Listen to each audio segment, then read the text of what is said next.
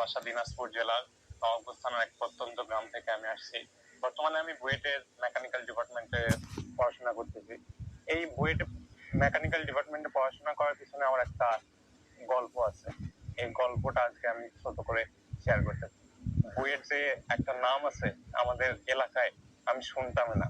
আমার পরিবার মোটামুটি middle class family. Middle class family থেকে আমি যদি আমার পরিচয়কে বহন করতে চাই, আমার একটা নিজস্ব পরিচয় দরকার। এই পরিচয়কে যখন আমি তৈরি করতে যাব, দেখতাম আমার ফ্রেন্ডরা যারা ভালো পড়াশোনা করে তাদের পিছনে অনেকেই ঘোরে। তাদের মানে টিচাররাও একটু ভালোভাবে দেখে। এক টিচার আমাকে একদিন একটা চ্যালেঞ্জ করলো। আমাদের ওখানে একটা হাই স্কুল ছিল। ওই হাই স্কুলে আমাদেরকে ভর্তি পরীক্ষা দিয়ে ভর্তি হইতে হয়। তো ওই টিচার আমাকে চ্যালেঞ্জ করছিল তুমি কখনো ওই হাই স্কুলে ভর্তি হইতে পারবে না। আমাকে ওটা ইগোতে একটু লাগছিল। আল্লাহ টিচারকে ভালো করুক, হয়তো তিনার কারণে আমি এখানে আসতে পারছি। আমি শুনলাম এখানে বুয়েটে আসছে এনডিসি ছাত্ররা বেশি আসে আর কি। তো আমি এনডিসি ফর্ম তুললাম। এনডিসি ফর্ম তোলার কয়েকদিন পরে আমার আব্বু হঠাৎ অসুস্থ হয়ে গেল। তাকে নিয়ে রংপুর চলে যাইতে হলো। প্রায় অসুস্থ, অপারেশন, একটা মেজর অপারেশন করতে হয়েছে। তো সেখানে আমি প্রিপারেশন নিতে পারিনি দুর্ভাগ্যবশত। তো আমার ফ্রেন্ডরা সবাই এনডিসি তে পরীক্ষা দিতে আসবে, আমাকে বলতেছে চল যাই। আমি বলতেছি না ভাই, আমি যাবো না, কারণ আমার প্রিপারেশন নাই।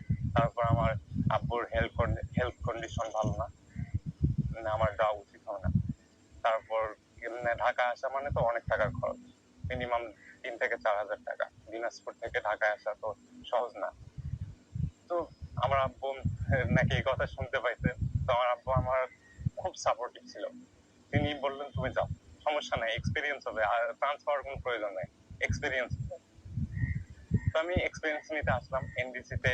দুর্ভাগ্যবশত হইল না, কিন্তু রংপুরের মধ্যে একটা সরকারি কলেজ আসলো, আমি চয়েস দিয়েছিলাম রংপুর সরকারি সিটি কলেজ। তখন দেখি একদিন হঠাৎ করে অভিদাতার ক্লাস চোখের সামনে চলে আসলো।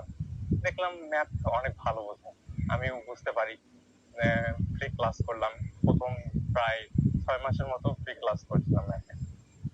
ক্লাস করে আমি পরীক্ষাতে ভালো মার্ক পাই, প্রায় টপ 10 এর মধ্যে থাকতে পারছি আলহামদুলিল্লাহ। প্রথম থেকে আমি যখন সেকেন্ড ইয়ারে উঠলাম, তখন আমি কোশ্চেন ব্যাংক প্লাস কিছু প্র্যাকটিস শিট সলভ করা শুরু করলাম। এই প্র্যাকটিস শিট গুলা সলভ করতেছি, এই পাশে আমি অপর ভাইয়ের ক্লাস অনেক ভালো লাগতো, অপর ভাইয়ের ক্লাস করতাম। কিন্তু এখানে আমি যে রংপুরটাতে ভর্তি হইলাম, এই রংপুর ভর্তি হওয়ার পিছনে একটা ইতিহাস আছে।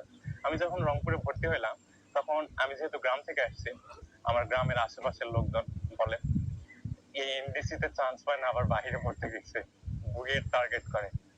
তো একদিন আমার আব্বু নাকি কান্না করছে, আমাকে খুব কষ্ট লাগছিল ওই কথা।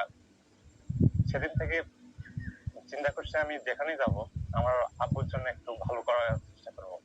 আমাদের ফ্যামিলি কন্ডিশনও মোটামুটি খুব একটা ভালো ছিল না, তাও আমাকে অনেক সাপোর্ট করতো।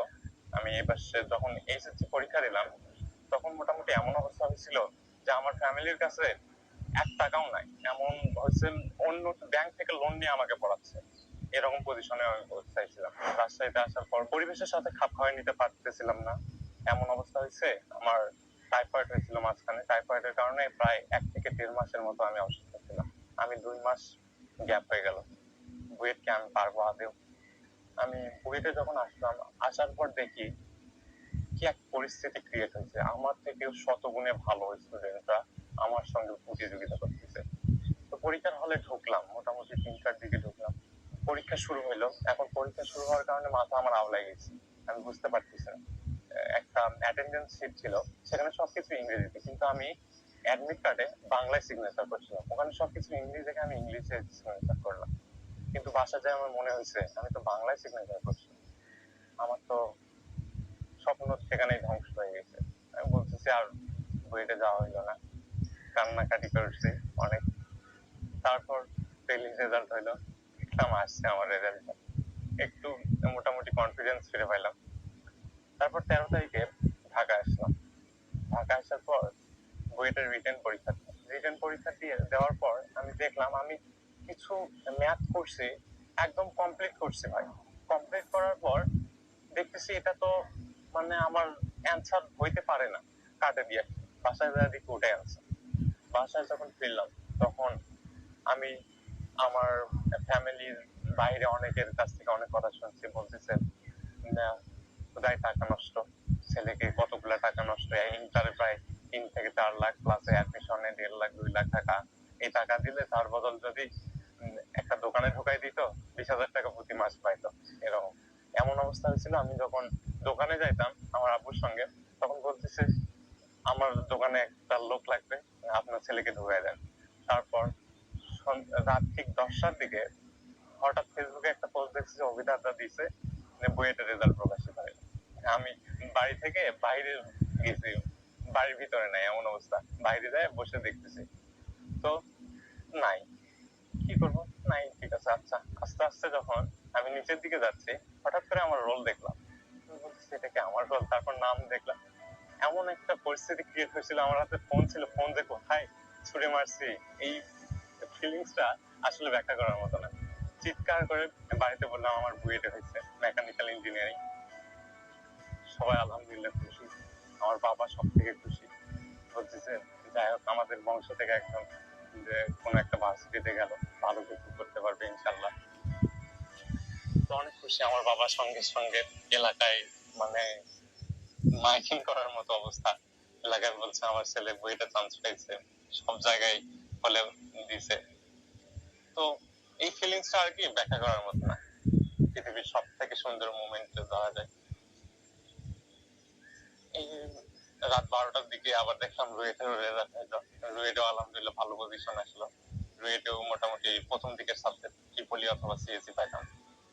তো এই বুয়েটে আসার জার্নিটা আমি মনে করি ওই শিক্ষকটা যদি না থাকতো আমাকে চ্যালেঞ্জ করার মতো, তাহলে হয়তো আমি আসতে পারতাম না। তারা যদি আমাকে এভাবে হেল্প না করতো, হয়তো আমার পজিশন ওই গ্রামেই থেকে যেতে হতো। আমি তাদেরকে সম্মান করি এবং তাদের জন্য দোয়া করি, এবং আমি কিছু মানুষকে অবশ্যই তাদের জন্য দোয়া করবো ইনশাল্লাহ। কারণ তারা যদি আমার পিছনে সমালোচনা না করতো, তাহলে আমি হয়তো এই কষ্টটা অনুভব করতে পারতাম না। এই কষ্ট যদি অনুভব না করতে পারতাম, তাহলে এই পজিশনে আসতে পারতাম না। তো আলহামদুলিল্লাহ আমি বুয়েটে আসতে পারছি আমার উপজেলা থেকে। আমি অবশ্যই উপজেলার জন্য কিছু করবো।